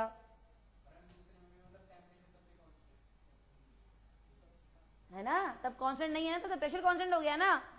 समझ आ गया। टेम्परेचर तो T2 तक पहुंच गया, वॉल्यूम मेरा V से लेकर V2 पहुंच गया। चार्ल्स कह रही हूँ, चार्ल्स ऐसे मुंह से निकला। प्रहलाद समझ आया? ठीक है ना। In first step we will keep temperature constant. If temperature remains constant means during first step what will happen, it will reaches to temperature T1. Temperature remain T1 because we are applying Boyle's law. It will remain T1 and pressure reaches to P2, but volume will not go to P2 because it is applied in the constant, है ना। समझ आ गया? ये तब होता है जब ये, तो उसके बाद क्या हो गया, आफ्टर क्या हुआ, इसके बाद हमने क्या किया, Boyle's law लगा दिया। Now after that we will keep P2 constant and this equation becomes this। तो क्या बन गया, P1 V1 upon T1 equals to P2 V2 upon T2। इसको बोलते हैं हम कंबाइंड गैस इक्वेशन।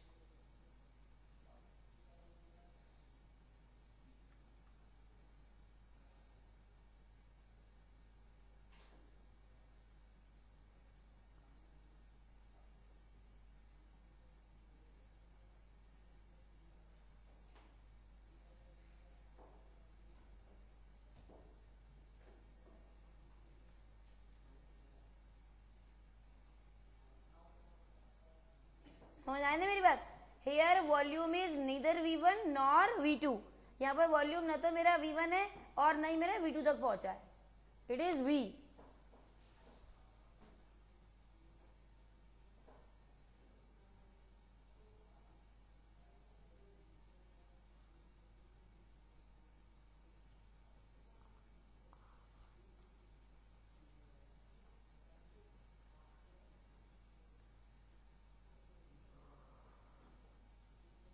है ना। तो क्या हुआ, एट स्टेप वन में मेरा P1 V1 equals to P2 V हो गया। क्यों भाई, यही तो हुआ, यही हुआ ना स्टेप वन, यही तो हुआ, यही हुआ ना। हाँ भाई पुलकित कहाँ हो? तो V आ गया मेरा P1 V1 upon P2 equation 1, यही आएगा। और स्टेप 2 में क्या हुआ, क्या लगाया मैं, चार्ल्स लॉ। चार्ल्स लॉ में क्या आया, क्या होता है, V1 upon T1 equals to V2 upon T2 होता है। यहाँ मुझे V1 मेरा क्या बन गया, V बन गया ना। तो now it will be my V upon T1 equals to V2 upon T2। तो यहाँ से अगर आप V निकालोगे तो V2 upon T1 upon T2 आ जाएगा, ये इक्वेशन 2। इसके लिए आप पुट कर दो। समझ आ गया, पुटिंग द वैल्यू। नहीं आया समझ में? ये मैंने V निकाल दिया, चार्ल्स से मैंने बॉयल से V निकाला, चार्ल्स से भी निकाला, चार्ल्स के भी को यहाँ पुट कर दिया। ठीक है, तो बन गया मेरा V2 T1 upon T2 equals, हाँ इक्वेटिंग इक्वेशन 1 एंड 2। तो मेरा बन गया क्या, ये भी V के बराबर है, ये भी क्या, P1 V1 अपॉन P2, यही है क्या? हाँ, तो क्रॉस करोगे तो क्या बन जाएगा,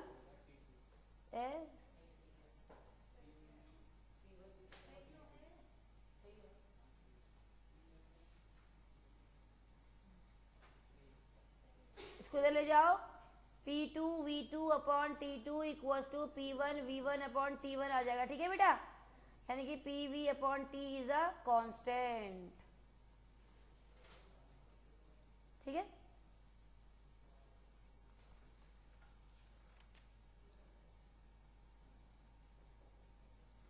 तो ये जो कांस्टेंट लिया ना, ये जो कांस्टेंट लिया, ऐसा कोई रद्दी वद्दी कांस्टेंट नहीं था, ये लिया गैस कांस्टेंट। बहुत खतरनाक कांस्टेंट है ये, गैस कांस्टेंट R। और ये हो गया PV upon T equals to R, और ये बन गई PV equals to RT for 1 mole of a gas. For 1 mole of a gas, एक गैस के लिए एवोगाड्रो लॉ क्या कहता है, V proportional to number of moles. तो क्या बन गया equation, PV equals to nRT। सबको फॉलो कर रही है, किसको फॉलो कर रही है, P प्रोपोर्शनल बॉयल्स लॉ को फॉलो कर रही है। और क्या कर रही है, V proportional to T Charles law को फॉलो कर रही है, V proportional to N Avogadro को फॉलो कर रही है ना। और P inversely proportional to 1 upon T, हाँ प्रोपोर्शनल T किसको, गैलिसेक को कर रही है। सबको कर रही है फॉलो, इसलिए इन्होंने आईपीसी ने समझा कि सारी कंडीशन अप्लाई करो और आइडियल गैस इक्वेशन दे दो और इससे आप कोई भी गैस का कुछ भी निकाल सकते हो, फाइंड आउट कर सकते हो, जहां पर n है given mass upon molecular mass, number of moles of gas. Prahlad बेटा ये तो मैं आपको इसलिए बता रही हूँ, आपको ये फाइनल नहीं है, ये तो आपको सिर्फ एक बार पता होना चाहिए कि आइडियल गैस क्या होती है, बॉयल्स लॉ क्या होता है, चार्ल्स लॉ क्या होता है, ठीक है, इसलिए अचानक बचेगा बचेगा बचेगा हंसेगी आती समझ आ गया बेटे।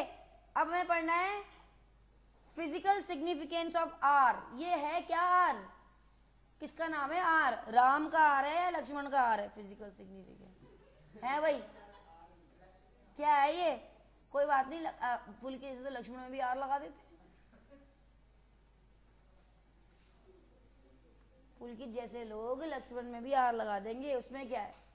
Physical state PV equals to NRT हो गया, ये रहा मेरा R, this is my R, क्या बोलते हैं इसको, universal gas constant, universal gas constant.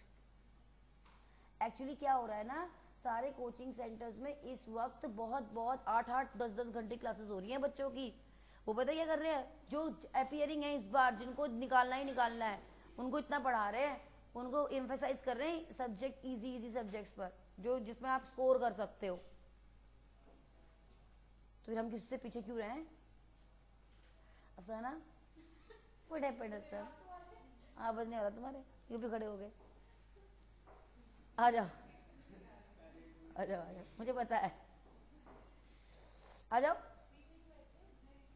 Are अगर निकालेंगे तो पीवी अपॉन एन टी आएगा, सही है, जहां पर पी मेरे प्रेशर है बेटे, वी वॉल्यूम है, एन नंबर ऑफ मोल्स है और टी टेम्परेचर है। असल में तुम्हारे दिल में ऐसा हो रहा होगा ना कि मैम पढ़ा रही, क्या कर सकते हैं, बट तुम ना वहीं का दिल रखा करो उतनी देर तक, क्योंकि फिर तुम्हारा बायो भी कमजोर हो जाएगा या तो सेव हो रहा है, कोई प्रॉब्लम नहीं है, तुम्हारी बहुत बुराई करिए इस बीच में, सब सुनोगी, लेक्चर के बीच में बहुत बुराई करते हैं हम बच्चों की, ठीक है। तो ये हो जाएगा हमारा आर, आर हो गया मेरा बेटे, क्या होगा, प्रेशर इनटू वॉल्यूम अपॉन बताओ moles into temperature,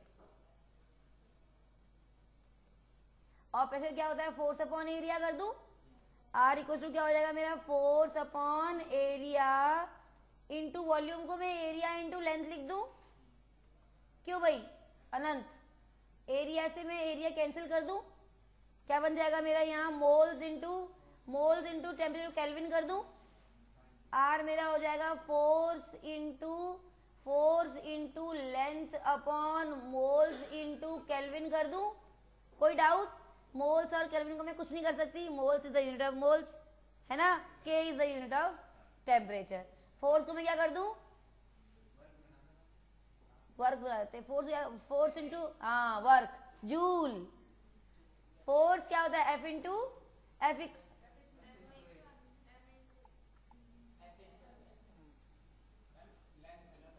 W equal to F into S, displacement, तो लेंथ ही तो है, इतना कवर कर रहा है, दिस इज माई वर्क, समझ आ गया ना, आर क्या बन गया मेरा, work upon moles into kelvin, Prahlad समझ आए बेटे, और वर्क की यूनिट क्या हो गई, जूल्स है ना, तो आर की यूनिट क्या हो जाएगी, जूल पर मोल पर डिग्री केल्विन, ठीक है। अब हम इसकी आर की 4 यूनिट निकालते हैं, एक हम निकालते हैं MKS में होता है जूल पर मोल पर डिग्री केल्विन, और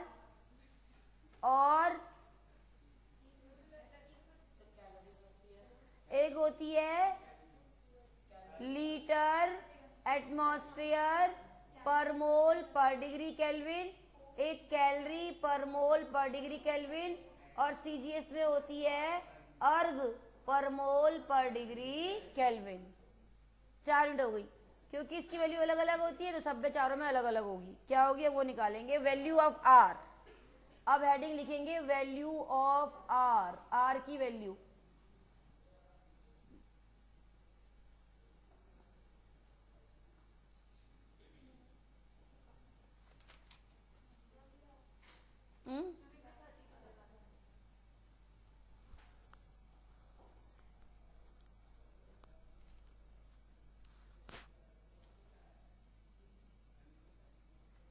अगर मैं R equal to P V upon N T कर दूं, P इज 1 एटमॉस्फेयर, ये 22.4 लीटर्स हो गया, N मेरा 1 मोल हो गया और ये मेरा 273 हो गया। इट विल बी, क्या हो जाएगी यूनिट मेरी, एटमॉस्फेयर, एटमॉस्फेयर लीटर पर मोल पर डिग्री केल्विन। अगर आप इसका वैल्यू निकालोगे तो बेटे यहाँ आंसर आएगा 0.0821। ठीक है, 0.0821 यानी कि लीटर एटमॉस्फेयर में, दोबारा बता दूंगी, ये आ गया। ये होती है, this is frequently used, frequently used value of R. ये फ्रीक्वेंटली यूज्ड वैल्यू होती है आर की। सेकेंड वैल्यू की बात करती हूं। सेकेंड वैल्यू हम यहां पर लगाते हैं, फोर्स की और यूनिट क्या होती है, न्यूटन पर मीटर स्क्वायर है, और वॉल्यूम की मीटर क्यूब, वॉल्यूम की मीटर क्यूब। दांत तोड़ दूंगी तुम्हारे। मैंने वहां क्या लिखा था, फोर्स अपॉन एरिया, जो लिखा था मैंने फोर्स अपॉन एरिया, बस समझ आ गया, वही लिखा है मैंने, फोर्स अपॉन एरिया। वो भी जो डिस्टर्ब मत करना मुझे, इससे ही कट गया मेरा 1 बचा। समझ आया ना, मैंने फोर्स अपॉन एरिया लिखा था। हाँ, कोई डाउट तो नहीं है किसी को? तो बीच में हाँ सब बता तो है, बताया तो जा, बीच में डिस्टर्ब करना जरूरी है। अच्छा ये आ गया। अब ये हो गया मेरा 1 मोल और ये मेरा होगा 273। अब हम इसमें लगाते हैं, न्यूटन में मैंने वैल्यू लिखाई थी अभी अभी 1 पॉइंट क्या थी, 01325 10 टू दी पावर 5, ठीक है बेटा, इंटू 22.4 10 टू दी पावर -3 आ गया। और अब मैं क्या करूं, मीटर में हो जाएगा ना -3, इसमें कोई डाउट है क्या? हाँ, ये क्या 1 मोल और ये हो गया 273। अगर हम करेंगे तो इसका आंसर आएगा 8.314 जूल पर मोल पर डिग्री केल्विन। ये एमकेएस होती है, ये बहुत कम यूज होती है, रेयर होती है ये। आप इसको आप थर्मोडायनामिक्स में यूज करोगे, लेकिन गैस स्टेट में आप वही यूज करोगे, बहुत ज्यादा यूज होगी वो 0.0821 वाली। ठीक है, थर्मो में यूज करोगे एंड सोल्यूशन में यूज करोगे इसका, जहां हम कॉलिगेटिव प्रॉपर्टीज पढ़ते हैं वहां पर। ठीक है, third unit, third value of R, R equal to PV upon T होता है, एन टी होता है। पी मेरा प्रेशर है, ठीक है, मैं कैलोरीज में ले लेती हूँ। क्या किस में ले लें, कैलोरीज में कैसे लेंगे, क्या लेंगे, 1 जूल इक्वल टू क्या होता है, 1/4.184 कैलोरीज। तो ये हो जाएगा R equal to 8.314 into 1/4.184 calorie पर मोल पर डिग्री केल्विन में। जूल को कैलोरी में कन्वर्ट कर दिया ना मैंने, तो हो गया ये। इसका आंसर आएगा कितना, 2 कट जाएगा, 2 आएगा, 2 कैलोरी पर मोल पर डिग्री केल्विन। सही है, तो आर की मेरी 4 वैल्यूज आ गई बेटा। क्या क्या आई 4 वैल्यूज, 8.314 जूल पर मोल पर डिग्री केल्विन, दूसरी आई मेरी 0.0821 लीटर एटमॉस्फेयर पर मोल पर डिग्री केल्विन, अगली मेरी आई 2 कैलोरी पर मोल पर डिग्री केल्विन, और आई 8.314 10 टू दी पावर 7 अर्ग पर मोल पर डिग्री केल्विन। होती है, पता होना चाहिए, बट नॉट यूज्ड, इसको हम कभी यूज नहीं करते, नॉट इन यूज।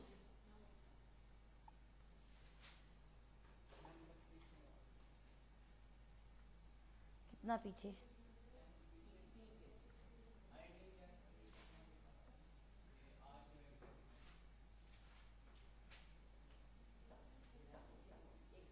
क्लास सारा हो गया आपका?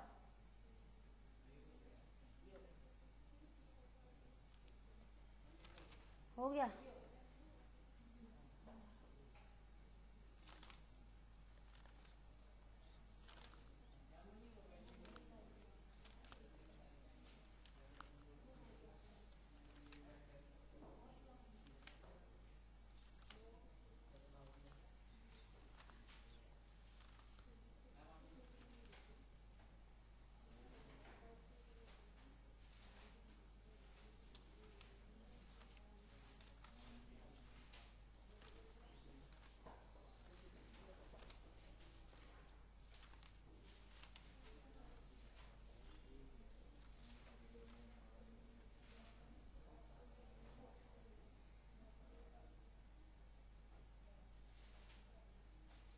हो गया बेटे?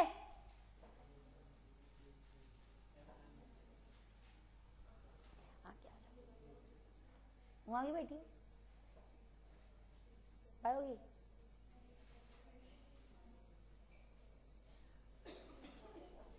हो गया?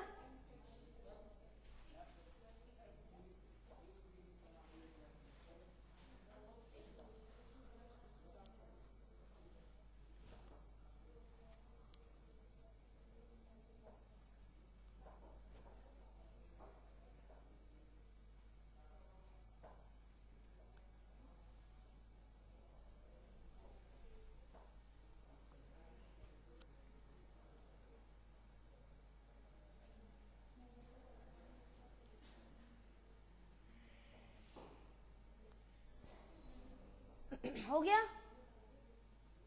हाँ भाई अनंत, हो गया? समझ में आ गया आर की वैल्यू सारी?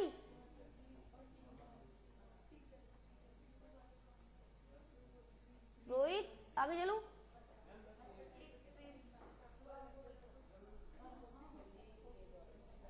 पिटोगे तुम।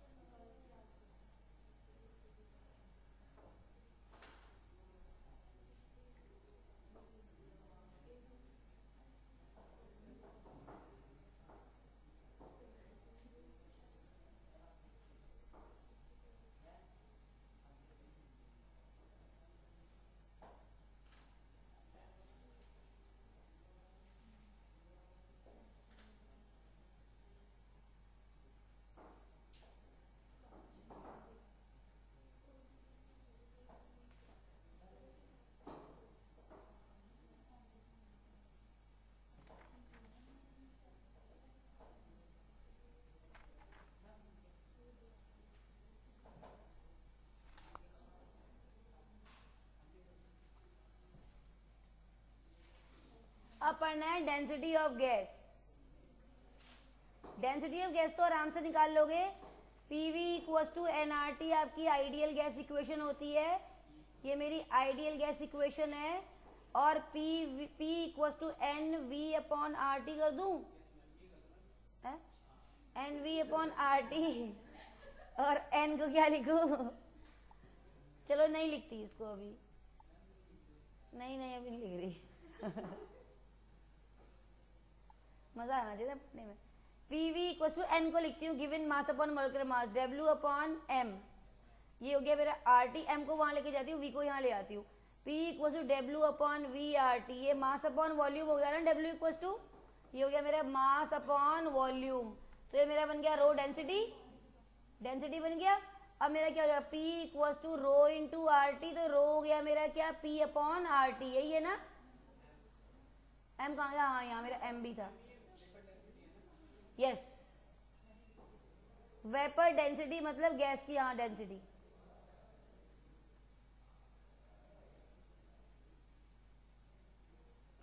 हम ऐसे कैलकुलेट करते। अब हमें पढ़ना है Dalton's law of partial pressure. Dalton's law of partial pressure बहुत आसान है। फिर Graham's law of diffusion and effusion. फिर एक्सपेरिमेंटल पार्ट खत्म, फिर theoretical part start. Half chapter खत्म मतलब। हाँ इसीलिए तो मैंने 2-2 घंटे क्लास रखी है। समझ में आया ना सारे बच्चों को? कोई तो नहीं हुआ कि भगाया हमने घोड़ा, तो हमने आराम आराम चलाया बिल्कुल अपना। दोबारा पढ़ने की जरूरत नहीं है ना। अरे वाह रोहित मजा आया था सुन के। जब ऐसे बोलते हो तो तुम अच्छा आगे बढ़, क्योंकि मैं तो यही की रोटी खाती हूँ ना तुम्हारी दी। इसमें मेरा एप्रिसिएशन बहुत जरूरी है भाई। बच्चों के दिया तो खाते हैं, मगर हमारे बच्चे खुश नहीं होंगे हमसे पढ़ाए वैसे, फिर फायदा क्या हुआ उसका? ये भी अपने ही हुआ है। अच्छा अब बेटा अब हमें पढ़ना है, वो देखो कौन बैठा है, वो देखो प्रहलाद। धीरे धीरे धीरे धीरे पकड़ रहा है स्पीड प्रहलाद अपना। Dalton's law of partial pressure. अरे बच्चों को ऐसे करने से, बूस्टअप करने से उनके अंदर एनर्जी आती है, स्ट्रेंथ आती है कि यही मैं और कर सकता हूँ, I am capable of to do this. Dalton's law of partial pressure. तो बहुत नन्हा बालक है अभी, इतना काम कर रहा है, पढ़ रहा है, तो आराम से बैठा हुआ है, देखो कितनी बड़ी बात है, बोर भी नहीं हो रहा है। बोर तो नहीं हो रहे बेटे? अच्छा, अब हमें पढ़ना है Dalton's law of partial pressure. देखो अगर मैंने क्या किया अफसाना, मैंने हाइड्रोजन गैस ली और ऑक्सीजन गैस को यहाँ बना दिया, तो मेरा क्या बन गया, H2O गैस H2O मेरा लिक्विड बन गया, ये रिएक्शन कर गया। मतलब 1 मोल मैंने हाइड्रोजन लिया, 1 मोल मैंने ऑक्सीजन लिया और मेरा 1 मोल वाटर बन गया। मेरी गैस खत्म हो गई, मेरी गैस है ही नहीं, gas is not there, gas है ही नहीं। यहां पर हाँ बैलेंस कर देना, कोई बात नहीं। यहां पर हम लगाएंगे मोल कंसेप्ट, जहां पर ध्यान रखो बेटे ये डिफरेंसेस हैं, जहां पर आपकी कोई भी चीज रिएक्शन कर जाती है वहां मोल कंसेप्ट लगता है, जहां पर गैस रिएक्शन नहीं करती हैं वहां Dalton's law of partial pressure लगेगा। ठीक है, अगर मैं Dalton's law of partial pressure वहां पर वो लगेगा जहां पर रिएक्शंस नहीं करती हैं, गैसेस रिएक्शन नहीं करती हैं।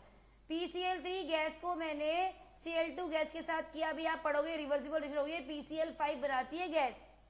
ठीक है, ये आप बहुत पढ़ते हो, इसकी कहानी बड़ी इंपॉर्टेंट है इक्विलिब्रियम में। तो रिएक्शन कर गई ना, तो यहाँ Dalton's law of partial pressure will not applied, reaction कर गया। जो गैस रिएक्शन के कुछ और बन जाती है वहां पर कोई रिएक्शन, वो Dalton's law of partial pressure नहीं लगता, वहां मोल कंसेप्ट लगता है। मोल कंसेप्ट मतलब, मोल कंसेप्ट मतलब समझ रहे हो? इसका मतलब है कि यहाँ देखो, इसका मतलब है कि 1 मोल PCl3 जब 1 मोल Cl2 से रिएक्शन करता है तो 1 मोल PCl5 बनता है। तो मैं यहाँ मोल कंसेप्ट लगाएंगे क्योंकि ये रिएक्शन कर गया, रिएक्शन नहीं करता वहां पर लगाते हैं Dalton's law of partial pressure. When the gases will not react, जब गैसेस रिएक्शन नहीं करेंगी, देन वी विल अप्लाई क्या लगाएंगे हम, Dalton's law of partial pressure.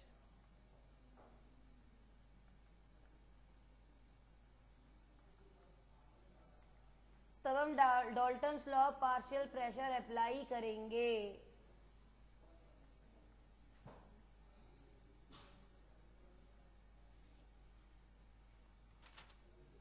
जैसे मैंने N2 गैस और O2 गैस ले लूं तो क्या ये रिएक्शन करेंगी? बताओ, N2O2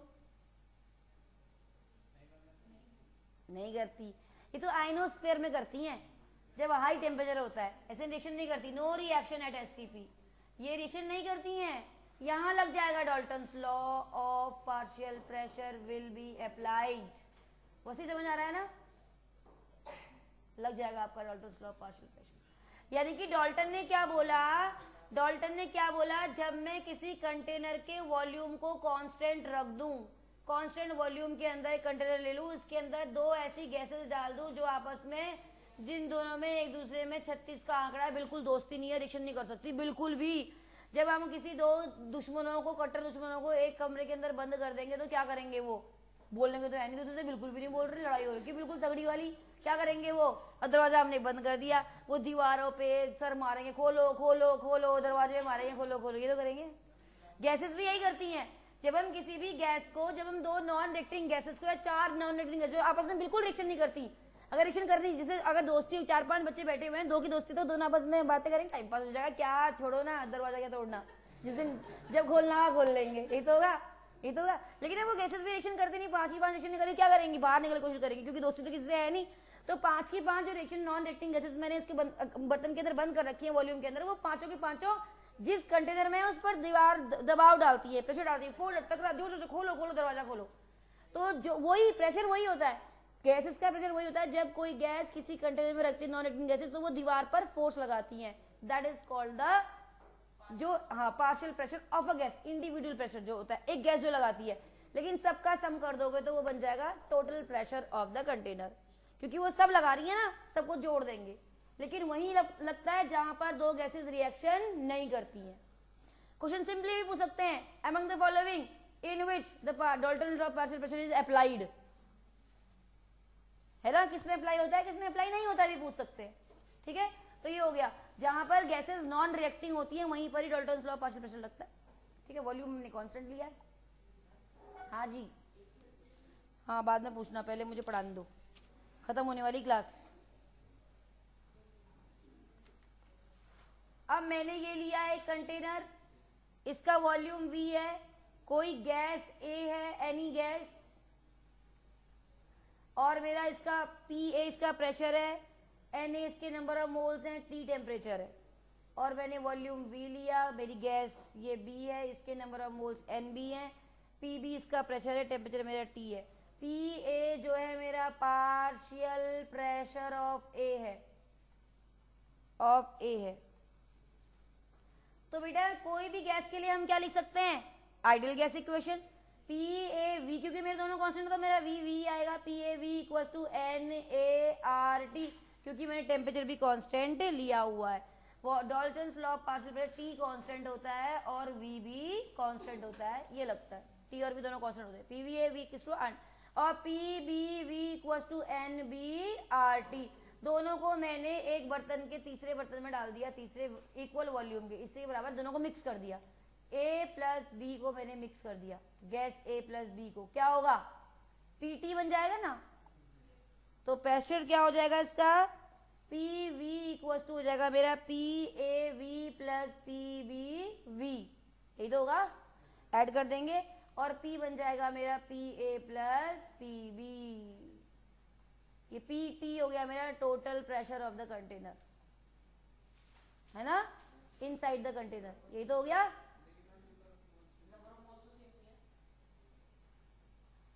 नंबर ऑफ मोल्स कहाँ है, सेम तो है सर का, एक सेकेंड, हेलो आप घर पे ही हो अभी, ठीक है अभी फोन करती हूँ। रोहित तुम कैसे आए हो, मैं हिमांशु के साथ जाऊंगा, हिमांशु मुझे क्ले का डिब्बा भी दिलाएगा, हिमांशु को ही पता होगा, गूगल का कल क्ले कंपटीशन है, क्ले, प्रेनिका को जल्दी छोड़ दे क्योंकि प्रेनिका ना फिर लेट हो जाती है ना, हाँ क्या होगा, हाँ वही तो, वो तो क्या क्या है स्कूल में कि मैं कंपटीशन में पार्टिसिपेट करूंगा, मैं उसको मेरे पे बहुत भरोसा है कि मेरी मम्मा कहीं से लाएगी, अब मम्मी को हिमांशु कहीं से मिलाएगा है, क्ले कंपटीशन है गूगल स्कूल में, और आज वेडनेसडे है, मिल जाएगा ऐसी बात नहीं, शाम के वक्त तो मिल जाता, नंबर ऑफ मोल्स इक्वल है ना, इसके Na होगा, इसके NB, total number of moles 1 मान लो,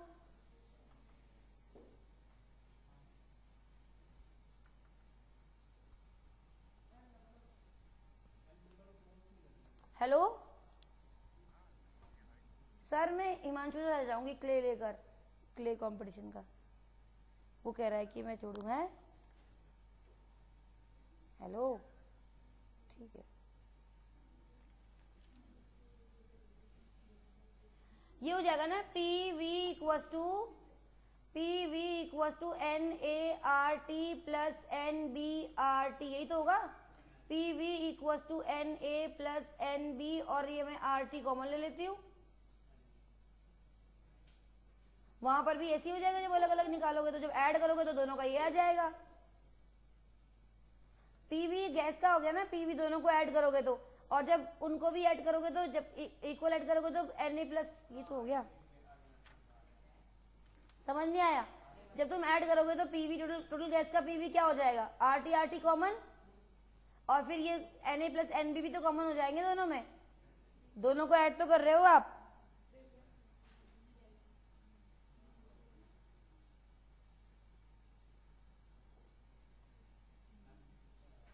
हम सिंपली ये लिख सकते हैं ना गैस के लिए, जो हमने पहली गैस के लिए हमने क्या लिखा, PV equals to PVA equals to NART, ठीक है, हाँ PAV,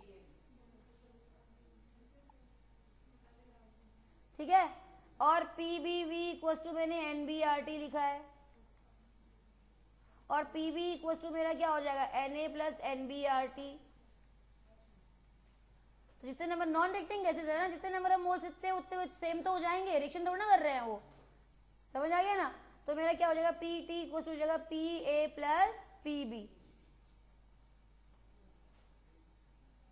मोल कंसेप्ट नहीं लगेगा ना यहाँ पर, मोल कंसेप्ट नहीं लगेगा, नंबर ऑफ मोल्स तो सेम रहेंगे, क्योंकि मोल कंसेप्ट तो वहां लगता है जहां पर हम रिएक्शन करती हैं गैसेस। तो क्या क्या हो गया ऐसा statement, the total pressure of non reacting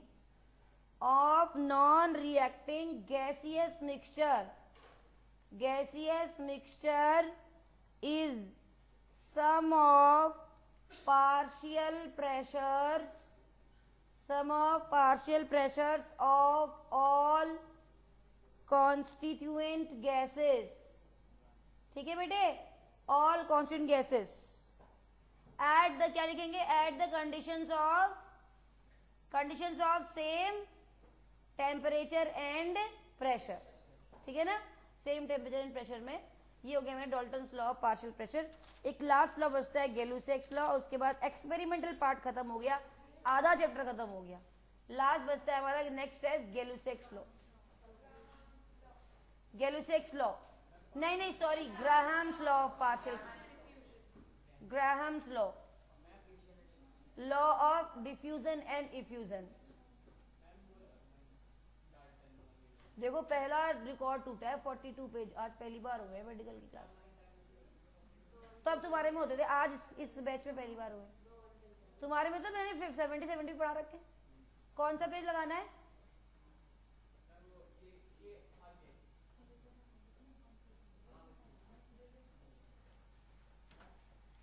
save कर लूं मैं पहले से, क्योंकि it is very important, must for अफसाना।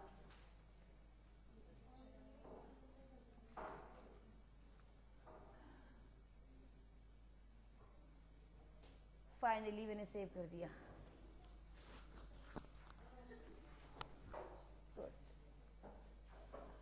अफसाना तुम ना फिर कब पढ़ो, कल सुबह पढ़ोगी?